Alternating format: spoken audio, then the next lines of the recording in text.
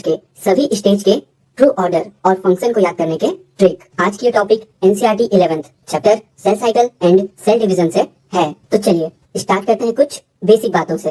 तो friends, meiosis first के 4 phase होते हैं। कौन कौन से? Prophase first, metaphase first, anaphase first और टेलोफेज फर्स्ट। जहाँ पर प्रोफेज फर्स्ट को क्रोमोसोम के बिहेवियर के बेसिस पे 5 अलग अलग स्टेज में बांटते हैं।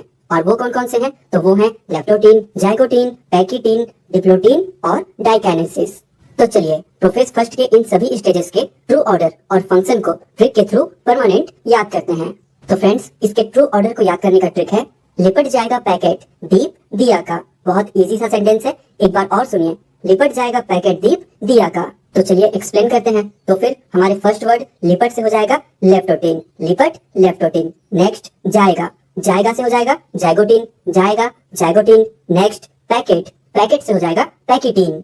फिर आता है नेक्स्ट दीप, तो दीप से हो जाएगा डिप्लोटीन। फिर नेक्स्ट दिया, दिया से हो जाएगा डाइकाइनेसिस। अगर दिया का इंग्लिश में स्पेलिंग लिखें तो वो डाइकाइनेसिस के शुरू के 3 वर्ड्स ही होते हैं, तो दिया से हो जाएगा डाइकाइनेसिस। तो फ्रेंड्स, लिपट जाएगा पैकेट दीप दिया का। इससे हमने प्रोफेज फर्स्ट के सारी स्टेज के ट्रू ऑर्डर को तो याद कर लिया, तो अब फंक्शन को याद करते हैं। तो इनके फंक्शंस को याद करने का ट्रिक है VSC ओवर करके सनम X टर्मिनेट हो गई।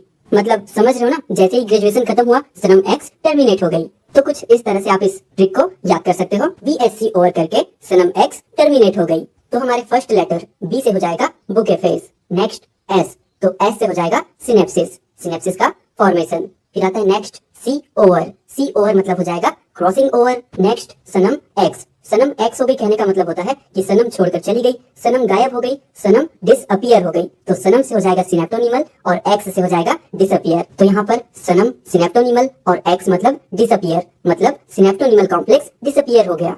यहाँ पर X के 2 मीनिंग होते हैं। पहले तो मैंने बताया कि सनम X हो गई मतलब सिनेप्टोनिमल कॉम्प्लेक्स डिसअपियर हो गया, और दूसरे X का मीनिंग होता है काइस्मेटा, क्योंकि आपको याद होगा कि जहाँ पर क्रॉसिंग ओवर हुआ रहता है वो जगह डिप्लोटिंग स्टेज में X शेप की दिखाई देती है, और उस X शेप स्ट्रक्चर को हम कहते हैं काइस्मेटा। तो यहाँ पर सनम X का मतलब हो गया सिनेप्टोनिमल कॉम्प्लेक्स का डिसअपियर हो जाना, और एक और X का मतलब हो गया काइस्मेटा, काइस्मेटा का दिखना। अब लास्ट टर्मिनेट हो गई, तो टर्मिनेट से हो जाएगा टर्मिनलाइजेशन। तो फ्रेंड्स, ये तो था प्रोफेज फर्स्ट के फंक्शंस, लेकिन इन फंक्शंस को मैं आपको थोड़ा और डिटेल में समझाता हूँ। तो फ्रेंड्स, लेप्टोटीन को हमने बुके फेज कहा, वो इसलिए क्योंकि लेप्टोटीन फेज में न्यूक्लियस में जितने भी क्रोमोसोम रहते हैं वो सभी के सभी सेंट्रियोल की तरफ मुड़ जाते हैं, और ऐसा होने से सारे क्रोमोसोम बुके के समान दिखाई देते हैं। बुके मतलब गुलदस्ता, और इसीलिए लेप्टोटीन को बुके फेज कहते हैं।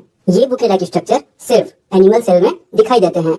Next zygotene. तो फ्रेंड, इस फेज में होमोलोगस क्रोमोसोम के बीच पेयरिंग होने लगती है, और पेयरिंग होने से एक बाइवेलेंट स्ट्रक्चर बनता है, और उस बाइवेलेंट स्ट्रक्चर को हम कहते हैं सिनेप्सिस। नेक्स्ट पैकिटीन। तो फ्रेंड, इस फेज में जो नॉन सिस्टर क्रोमेटिड होते हैं वो अपने कुछ पार्ट का एक दूसरे के साथ एक्सचेंज करते हैं, जिसे हम कहते हैं क्रॉसिंग ओवर। अब डिप्लोटीन के बारे में मैंने ऑलरेडी बता दिया है, तो नेक्स्ट पढ़ते हैं डाइकाइनेसिस। तो फ्रेंड, डिप्लोटीन फेज में जो काइस्मेटा बना होता है वो डाइकाइनेसिस फेज में खत्म हो जाता है, नष्ट हो जाता है, और इसे ही हम कहते हैं टर्मिनलाइजेशन।